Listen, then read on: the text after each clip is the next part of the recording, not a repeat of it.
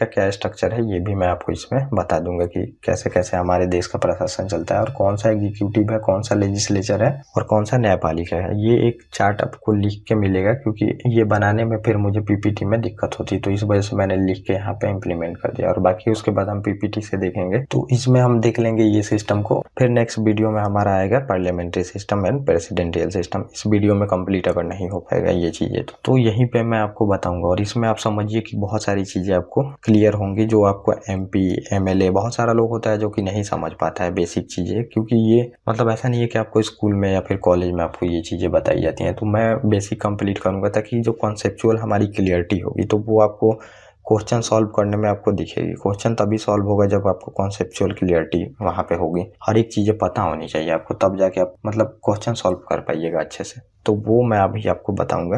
जो एमपी होते हैं, एमएलए होते हैं और 3 लेवल पे हमारी सरकार है वो भी बताऊंगा। और फिर उसके बाद आप ये भी देखिएगा कि किसके इलेक्शन के तहत कौन से लोगों को चुना जाता है, जुडिशरी के बारे में बताऊंगा। और फिर मतलब कैसे क्लासिफिकेशन हुआ है हमारे देश का ये भी मैं आपको बताऊंगा। तो पहले हम देख लेते हैं जो हमारा देश है, तो देश का क्लासिफिकेशन हुआ है। तो सबसे पहले देश हमारा आता है। देश आता है तो पूरा ये भारत कंट्री है, और भारत कंट्री को मतलब मेनली रेगुलेट जो करता है वो पार्लियामेंट करता है, संसद करता है, सेंट्रल गवर्नमेंट करती है। उसके बाद जो हमारा देश है ये भी बटा है स्टेट में, तो ये आप समझिए ये स्टेट है और देश बटा है स्टेट में। और स्टेट फिर आप देखेंगे कि बटा है डिस्ट्रिक्ट में, ये पूरा समझ लीजिए डिस्ट्रिक्ट है। और डिस्ट्रिक्ट में से एक इसको निकाल लीजिए तो डिस्ट्रिक्ट फिर बटा है मंडल में। मंडल फिर जो जिला है हमारा ये मंडल में, ब्लॉक आप देखते हैं ब्लॉक में बटा है। और फर्दर जो हमारा ब्लॉक है, ब्लॉक आप देखेंगे पंचायत में बटा है। पंचायत को भी देखेंगे तो वो फर्दर गांव में बटा है, और गांव भी वार्ड में बटा होता है, वो जनसंख्या के अनुसार होता है। तो उतना नहीं देखना हमें, बस इतने शासन को देखना है। और कैसे कैसे यहाँ पे गवर्नमेंट बनी हुई है ये हमें यहाँ पे देखना है कि कैसे कैसे हमारा स्ट्रक्चर है देश को चलाने का, तो ये मैं यहाँ पे आपको बताऊंगा। तो पहले हम देखेंगे जो हमारी विधायिका है, कार्यपालिका और न्यायपालिका बिल्कुल अलग है। तो जो हमारी पार्लियामेंट्री सिस्टम है और प्रेसिडेंशियल सिस्टम है, तो इसमें यही अंतर है कि जो हमारी कार्यपालिका होती है वो विधायिका का ही पार्ट होती है, और जो प्रेसिडेंशियल सिस्टम आप देखेंगे तो कार्यपालिका और विधायिका और न्यायपालिका तीनों अलग होती है। लेकिन पार्लियामेंट्री सिस्टम में आप देखेंगे कि जो कार्यपालिका निकलती है ये विधायिका के अंदर से ही निकलती है, मतलब जो संसद है हमारी उसके अंदर से ही कार्यपालिका भी आएगी। तो आपको मैं ये बताऊंगा यहाँ पे, ये थोड़ा सा फीचर है जो आपको पता होनी चाहिए। और जो न्यायपालिका है ये बिल्कुल अलग रहे। तो ये जो अगला लेक्चर हमारा होगा तो उसमें आपको पता चलेगा ये चीज, जब मैं आपको बताऊंगा parliamentary system and presidential system के बारे में, वहां पे मैं आपको काफी अच्छे से क्लियर करूंगा। तो अब हम देख लेते हैं यहाँ पे, ये हमारा है पार्लियामेंट, जैसे आप संसद बोलते हैं। तो ये टोटल हो गया ये पार्लियामेंट। और पार्लियामेंट में फिर होता है, आपने सुना भी होगा, जो संसद में ये 2 सदन है हमारे। 2 सदन आप समझ सकते हैं जैसे राज्यसभा और लोकसभा। तो ये ऊपरी जो सदन है हमारा राज्यसभा है और ये हमारा है लोकसभा। तो इसके बारे में मैं आपको बता दूं थोड़ा सा। तो ये लोकसभा, और ये जो मैंने क्रॉस का चेन बनाया है तो ये है समझिए एमपी। जो संसद में चुन के आते हैं वो एमपी आते हैं। और आपने देखा भी होगा कि लोकसभा चुनाव होता है एमपी को चुनने के लिए, और एमपी जो राज्यसभा के होते हैं इनको भी एमपी ही बोला जाता है। और यहाँ पे जो लोकसभा में चुन के आते हैं, जब आप देखेंगे कि लोकसभा का चुनाव होता है तो आपने बहुत बार देखा होगा लोकसभा का चुनाव। तो लोकसभा का चुनाव होता है तो संसद के 2 पार्ट है, तो इसी में लोग चुन के आते हैं लोकसभा में, इसको बोला जाता है संसद सदस्य, एमपी बोला जाता है, मेंबर ऑफ पार्लियामेंट, मतलब पार्लियामेंट के ये मेंबर है। तो राज्यसभा के भी लोगों को एमपी बोला जाएगा और लोकसभा के लोगों को भी एमपी बोला जाएगा। और अब समझिए, तो जैसा कि है कि मतलब राज्यसभा का तो चुनाव डायरेक्टली नहीं होता है, लोकसभा का चुनाव डायरेक्टली होता है, जो कि पब्लिक चुनती है लोकसभा के लोगों को, एमपी को पब्लिक चुनती है। तो अब समझिए कि लोकसभा पे 545 जो हमारा वोट होता है उस पे हमारा चुनाव होता है। अगर 545 सदस्य हैं और 545 लोकसभा की सीटों के लिए चुनाव होता है। और सरकार में आने के लिए फिर क्या करना पड़ेगा, आपको हाफ मेंबर मिलने चाहिए, उसी का सरकार बनेगा यहाँ पे, मतलब कि जो आधा सीट जीतता है वो सरकार बनाएगा। और 545 में 2 तो एंग्लो इंडियन होते हैं जो कि अब समाप्त कर दिए। तो लगभग समझिए कि 543 पे होता है जो कि इलेक्शन होता है। तो इसमें से आपको कितना चाहिए, 271-72 से ऊपर जिसको भी सीट आता है तो वो अपना सरकार बना लेता है। तो अब समझिए जो सरकार बनाता है, तो अभी बीजेपी की गवर्नमेंट है, तो बीजेपी की गवर्नमेंट है तो सीट तो 300 से ऊपर है। तो ये मैंने यहाँ पे डॉट डॉट बनाया है। तो ये समझिए पूरा सदस्य है 545, और इसमें से जिसको भी ये आधा से ज्यादा सीट आ जाती है लोकसभा में उसकी सरकार बन जाती है। तो अभी बीजेपी की गवर्नमेंट है, तो अब बीजेपी को देख रहे हैं कि ज्यादा सदस्य मिले हैं यहाँ पे। और ये मान लीजिए कांग्रेस है जो कि ऑपोजिशन में, इसकी कम सीट आई है, तो ये ऑपोजिशन वाले हो जाते हैं यहाँ पे। और ये सरकार में है, मतलब इसकी सीट ज्यादा आई है। और राज्यसभा से हमें मतलब नहीं है, राज्यसभा जो है स्टेट का प्रतिनिधित्व करती है। तो फेडरल सिस्टम में ये होता है कि स्टेट गवर्नमेंट का सेंटर में प्रतिनिधित्व होना चाहिए। फेडरल जो कि हमने संघीय प्रणाली को अपनाया, तो वो भी मैं आपको बताऊंगा, तो वहाँ पे आपको बताऊंगा राज्यसभा के बारे में। तो ये अभी देखिए कि बीजेपी गवर्नमेंट में है, बीजेपी गवर्नमेंट है, लोकसभा ये है। और लोकसभा में एक ऊपर होता है जो कि लोकसभा के संचालन के लिए होता है, जिसको लोकसभा स्पीकर बोलते हैं, लोकसभा अध्यक्ष। और राज्यसभा में एक अध्यक्ष होता है जिसे कि राज्यसभा का स्पीकर बोला जाता है, जिसको आपने बहुत बार देखा होगा। तो बहुत बार देखा होगा, लोकसभा अध्यक्ष के भी बारे में देखा होगा। तो ये होते हैं यहाँ पे ओम बिरला सर अभी हैं। तो ये जब हम लोकसभा अध्यक्ष के बारे में देखेंगे तो मैं वहाँ पे आपको बताऊंगा। तो ये हो गया, आपने समझ लिया कि ये दो हाउस हैं, और दो हाउस में राज्यसभा है और लोकसभा है। और लोकसभा में जिसको आधा से ज्यादा सीट आती है वो सरकार में होती है, और सरकार में होती है। तो ये अब देखिए, फिर सरकार में जो होती है उसके बारे में मैं बता दूं। तो अब जो सरकार बनती है, तो ये टोटल जितने लोग जीते हैं उनको तो सरकार में नहीं कामकाज में उपयोग किया जा सकता, क्योंकि नंबर बहुत ज्यादा है, 300 से ज्यादा लोगों को लेके अब सरकार में काम नहीं कर सकते। तो अब किया क्या जाता है, मिनिस्ट्री है। मिनिस्ट्री अब देखेंगे, होम मिनिस्ट्री है, फाइनेंस मिनिस्ट्री, डिफेंस मिनिस्ट्री है, कॉर्पोरेट मिनिस्ट्री है, एग्रीकल्चर मिनिस्ट्री है, बहुत ज्यादा मतलब मिनिस्ट्री है। तो अब क्या किया जाता है, इंपॉर्टेंट लोगों को निकाल लिया जाता है इसमें से, जो भी 300 सीट बीजेपी जीत गई है। तो जो इंपॉर्टेंट लोग होंगे, जैसे आज आप देख रहे हैं निर्मला सीतारमन जी हैं, फिर अमित शाह जी हैं, राजनाथ सिंह जी हैं, इनको क्या किया जाएगा कि इंपॉर्टेंट जो भी लोग हैं उनको निकाल लिया जाएगा। और ऐसा नहीं है कि बस लोकसभा से ही निकाला जाएगा, राज्यसभा से भी जरूरत पड़ी तो राज्यसभा से भी लेके फिर सरकार का गठन होता है यहाँ पे। मतलब कि इसी को एग्जीक्यूटिव बोलते हैं, जो अब सरकार का गठन होता है। तो ऐसे पूरा ही एग्जीक्यूटिव है, लेकिन मेन चीजों को लेकर एग्जीक्यूटिव बोल दिया जाता है। तो कभी कभी आप देखेंगे ये पूरे को ही एग्जीक्यूटिव बोल दिया जाता है, जो कि इम्प्लीमेंट करता है। तो सरकार को ही एग्जीक्यूटिव बोला जाता है, जो कि इम्प्लीमेंट करती है। लॉ तो ये पूरा संसद मिलकर बनाएगी, लेकिन उसको लागू करेगी, उसको कार्यपालिका एग्जीक्यूटिव बोला जाता है। तो अब हम देख लेते हैं, ये जो इसमें से कुछ लोगों को निकाला जाएगा लोकसभा से, और कुछ राज्यसभा से भी लिया जाता है, और फिर इसको गठन किया जाता है मंत्रिमंडल। और इसी को आप सरकार बोलते हैं, इसी को आप कैबिनेट भी बोलते हैं। और इसके जो सदस्य होते हैं वो कैबिनेट मिनिस्टर होते हैं। तो ये सबसे टॉप रैंक के मिनिस्टर होते हैं, जो कि आप देखेंगे निर्मला सीतारमन जी, राजनाथ सिंह जी, अमित शाह जी। तो ये लोग टॉप रैंक के मिनिस्टर हैं, और इन्हीं को, इन सब लोगों को मिला के कैबिनेट का गठन होता है। जो इंपॉर्टेंट लोग होते हैं यही कैबिनेट है। आप बार बार सुनते होंगे कैबिनेट का मीटिंग हुआ, कैबिनेट मिनिस्टर अमित शाह हैं, तो यही मिनिस्टर हैं जो कि सरकार के अंडर जो सीट जीत के आई है बीजेपी, उसके अंडर से इनको निकाला गया है, मेन जो लोग हैं। क्योंकि उतने सारे 300 से ऊपर लोग जीत गए हैं, तो सबको तो आप नहीं बना सकते मंत्री, और सबको लेके सरकार नहीं चला सकते, क्योंकि आपको जो इन्फॉर्मेशन होती है पार्लियामेंट्री सिस्टम में, इन्फॉर्मेशन को भी आपको छिपा के रखनी है, क्योंकि किसी देश को आपके इन्फॉर्मेशन के बारे में पता ना चल जाए, सरकार कौन सा डिसीजन ले रही है ये पता ना चल जाए। इसके लिए कुछ इंपॉर्टेंट लोगों को ही निकाल लिया जाता है, ताकि जो इन्फॉर्मेशन होता है सबके पास ना रहे। सबके पास ना रहे तो फिर किसी दुश्मन देश को हमारे ना मिल पाए, या फिर जनता को ही पहले अभी जो योजना लागू करनी है पहले से ही जनता को पता चल जाए, और जनता पहले से तैयार होकर बैठी हो कि ऐसे ऐसे हमें करप्शन करना है। इस वजह से मतलब कि इंफॉर्मेशन को छिपा के रखा जाता है। तो ये आपने देख लिया, ये है कार्यपालिका, जो ये छोटी सी जो लोकसभा सीटें जीत गई, और राज्यसभा से भी कुछ मेंबर को ले लिया जाता है। इस वजह से मैंने यहाँ पे ये बना दिया। और इसके जो मेंबर चुने जाते हैं पूरे संसद को, इसको मेंबर ऑफ पार्लियामेंट बोलते हैं, संसद के सदस्य। और ये जो पूरा संसद है हमारा,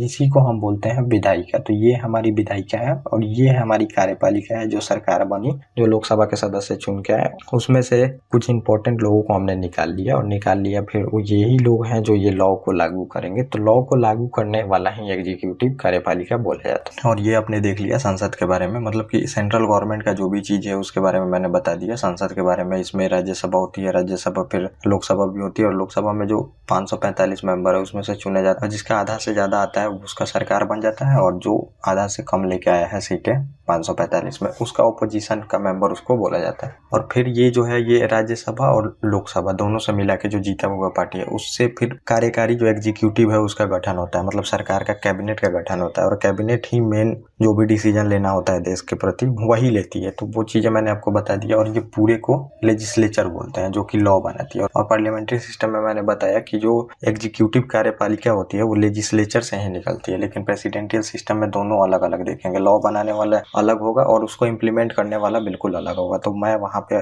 अगले वीडियो में आपको बताऊंगा ये चीज़ें। तो अब हम नीचे देख लेते हैं जो स्टेट का हमारा प्रशासन है। तो स्टेट भी फर्दर है हमारा सेंट्रल गवर्नमेंट। सेंट्रल गवर्नमेंट मतलब पूरा जो देश है हमारा वो स्टेट में बटा है। तो वही स्टेट के बारे में मैं बताता हूँ आपको। तो दो पार्ट में स्टेट का शासन है। एक तो आप देखेंगे जो राज्य विधायिका होती है तो दो तरह का होती है, उसमें मैं बताऊंगा। एक तो है कि जो राज्यसभा लोकसभा हमारा ऊपर है सेंट्रल गवर्नमेंट में वैसी है, और राज्य विधानसभा एक सदनीय होती है और एक दो सदनीय होती है। तो मैंने यहाँ पे लिख भी दिया है, ये द्विसदनीय है जो कि बाईकैमरल है। जैसे आप बिहार में देखेंगे, यूपी में देखेंगे, महाराष्ट्र में देखेंगे तो ये बाईकैमरल है। जैसे कि हमारा संसद है, दो सदन है उसमें, वैसे ही ये बाईकैमरल मतलब यहाँ भी दो सदन है। तो आप स्टेट में देखेंगे जैसे बिहार में तो यहाँ दो सदन है, विधान परिषद भी है, विधान सभा भी है। तो उसमें भी अब सेम वैसे ही चीजें हैं। ये ऊपरी जो सदन होता है इसको विधान परिषद बोलते हैं, लेजिस्लेटिव काउंसिल, और जो निचला सदन है जो डायरेक्टली पीपल चुनते हैं, जनता चुनती है, उसको लेजिस्लेटिव असेंबली बोला जाता है। तो असेंबली का चुनाव आप देखे भी होंगे, विधानसभा का चुनाव होता है। और इसके जो मेंबर होते हैं जो स्टेट में होते हैं उनको एमएलए बोला जाता है। तो एमएलए का बार बार सुने भी होंगे, विधानसभा का चुनाव होता है उसके तहत एमएलए चुन के आता है, मेंबर ऑफ लेजिस्लेटिव।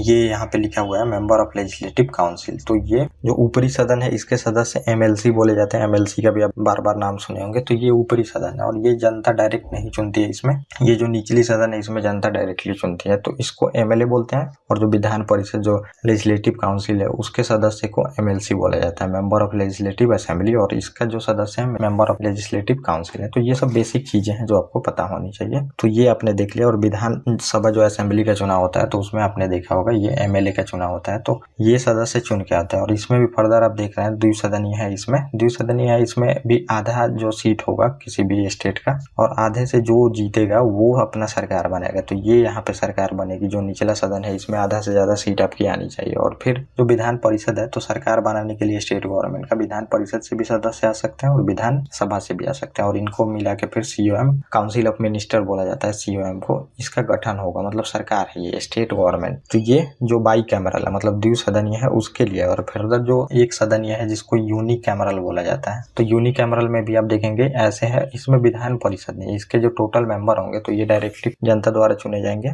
और इनके सदस्य को एमएलए बोलेंगे, मेंबर ऑफ लेजिस्लेटिव असेंबली। और फिर सरकार कैसे बनेगा, ये आधा जो सीट जीत गई जो पार्टी उसका सरकार बनेगा। और छोटा सा यहाँ से मतलब पूरे मेंबर को तो आप नहीं ले सकते क्योंकि बहुत ज्यादा मेंबर हो जाएंगे और उतना लोग मिलकर सरकार नहीं चला सकता। तो उसलिए हम कम मेंबर को मिलकर कैबिनेट का गठन करते हैं। कैबिनेट मतलब वही सरकार का गठन करते हैं। तो वो चीजें होती है। और इसके सदस्य को विधानसभा लेजिस्लेटिव असेंबली बोला जाता है। और इसके जो सदस्य होते हैं एमएलए होते हैं, मेंबर ऑफ लेजिस्लेटिव असेंबली। तो ये सदस्य टोटल है और ये ऑपोजिशन है। और जो ज्यादा सीट लेके आया ये सरकार का गठन करेगा। और गवर्नर सबसे ऊपर होता है, जैसे कि संसद में प्रेसिडेंट सबसे ऊपर होता है तो स्टेट में सबसे ऊपर गवर्नर होता है। तो ये मैंने आपको बताया था वहां पे। और इसमें से छोटा सा एक पार्ट निकाल के फिर कैबिनेट का गठन होगा और सरकार बनेगी। तो ये दो देख लिया स्टेट में स्ट्रक्चर, दो तरह के स्ट्रक्चर है जैसा मैंने बता दिया। और अब थोड़ा सा यहाँ पे देख लीजिए कि ये जो है ये निचले सदन के लोगों को डायरेक्टली चूजन बाई पीपल, मतलब डायरेक्टली जो लोग चुनते हैं वो विधानसभा के चुनाव में आपने देखा है, असेंबली का जब चुनाव होता है। और यहाँ भी जो लोकसभा का चुनाव होता है तो ये भी डायरेक्टली चूजन बाई पीपल होते हैं। ये डायरेक्टली राज्यसभा के सदस्य को नहीं चुना जाता। और यहाँ पे जो विधान परिषद है इसके सदस्य को भी डायरेक्टली नहीं चुना जाता है। इसका जो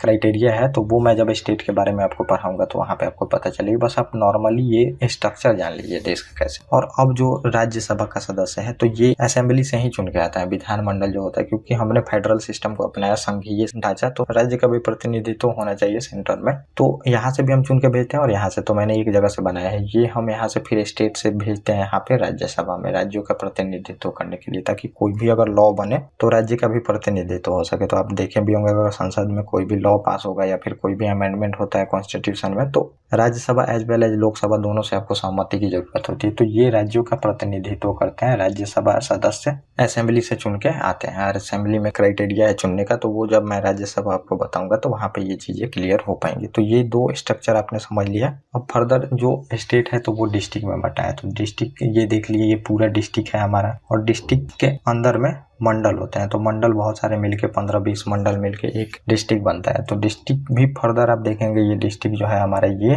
ब्लॉक में बटा है। तो ब्लॉक ये जो है मंडल ये ब्लॉक है। और ब्लॉक भी फर्दर आप देखेंगे कि पंचायत में बटा होता है और पंचायत के अंडर में गांव होते हैं। तो ये स्ट्रक्चर है। और गांव के अंडर में भी आप देखेंगे फर्दर ये वार्ड में बटा होता है जनसंख्या के अनुसार। तो इतना जानने की जरूरत नहीं है आपको। तो ये आपने स्ट्रक्चर देख लिए। और सबसे अलग जो हमारी है ये न्यायपालिका है। तो न्यायपालिका का जो है ये लॉ को चेक करेगी। तो न्यायपालिका में भी आपने स्ट्रक्चर थोड़ा सा देख लिया। सबसे ऊपर होता है हमारा सुप्रीम कोर्ट, उच्च न्यायालय जिसे आप बोलते हैं, और उसके ब्रांच ही है, समझिए ब्रांच ही है स्टेट में, वो काम करते हैं हाई कोर्ट। और फिर उसके ब्रांच आप देखेंगे कि डिस्ट्रिक्ट कोर्ट जो जिला में काम करते हैं वैसे। और फिर उसके नीचे भी है मुंसिफ न्यायालय, ये सब। तो ये मैं आपको उस टाइम बताऊंगा जब जुडिशरी बताऊंगा। तो ये स्ट्रक्चर है, आपने जान लिया। तो थोड़ा सा मैं एक बार ओवरव्यू आपको दे देता हूँ। जैसे कि सबसे ऊपर पार्लियामेंट है, और पार्लियामेंट में 2 सदन है, 2 सदन में राज्यसभा, लोकसभा। और लोकसभा में जो आधा से ज्यादा सीट लेके आएंगे वो सरकार का अपना गठन करेगा। और सरकार का गठन करेगा तो जो सरकार बनेगी वो सदस्य जो कैबिनेट बनेगी, तो उतने लोगों को तो हम मेंबर नहीं बना सकते सरकार में। तो कुछ लोगों को हम मिलाते हैं। तो कुछ लोग लोकसभा से भी हम ले सकते हैं, कुछ लोग राज्यसभा से भी।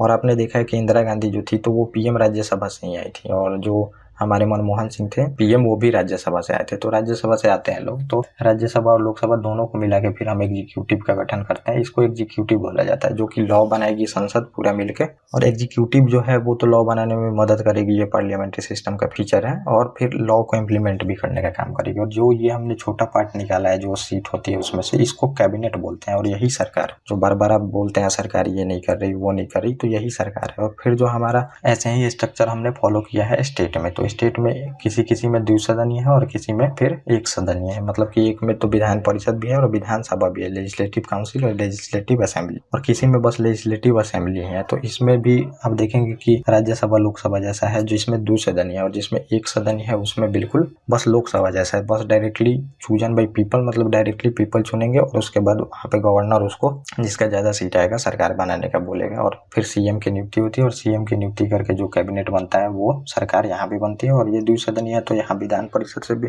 सदस्य आ सकते हैं और विधान सभा से भी आ सकते हैं। और फिर यहाँ गवर्नमेंट का गठन होता है। और जो ऊपरी सदन होता है स्टेट में, इसको बोला जाता है मेंबर ऑफ लेजिस्लेटिव काउंसिल, मतलब विधान परिषद के सदस्य हैं ये। एमएलसी के बारे में आपने सुना होगा। और निचला जो सदन है इसको बोला जाता है एमएलए। तो MLA member of legislative assembly. MLA का चुनाव जो होता है, असेंबली का चुनाव विधानसभा का, वो आपने देखा होगा। तो दोनों के सदस्य को एमएलए बोलते हैं। और ऊपर जो संसद के सदस्य होते हैं उनको एमपी बोलते हैं। तो वो लोकसभा सदस्य, और वो लोकसभा चुनाव के तहत चुन के आते हैं। और फर्दर जो हमारा डिस्ट्रिक्ट है ये भी बटा है मंडल में, और मंडल बटा है फिर आप देखेंगे पंचायत में, और पंचायत बटा है फिर गांव में, और गांव बटा है वार्ड में। तो ऐसे सिस्टम है। और पंचायत का भी चुनाव होता है, जिला परिषद का भी चुनाव होता है, और बीडीसी का भी चुनाव होता है। तो वो स्ट्रक्चर अलग है। ब्लॉक डेवलपमेंट ऑफिसर, तो उसका भी चुनाव होता है ब्लॉक लेवल पे। तो वो भी मैं आपको बताऊंगा जब पंचायती राज सिस्टम पढ़ाऊंगा। तो ये स्ट्रक्चर है। और ये मैंने आपको स्ट्रक्चर बता दिया, और इसका एग्जाम का ट्रेंड बता दिया क्वेश्चनों का। और ये बेसिक चीज़ें आपको पता होनी चाहिए। बेसिक चीज़ जब हम एडवांस में जाएंगे तो ये चीज़ें बार बार आएंगी। और ये चीज़ है जो ये आपको बार बार देखने को मिलेगी। तो ये बेसिक मैंने थोड़ा सा बता दिया, और इसमें बहुत कंफ्यूजन होता है लोगों को। तो ये आप जान लिए। अब आगे हम एडवांस में जब चलेंगे तो ये आपको काफ़ी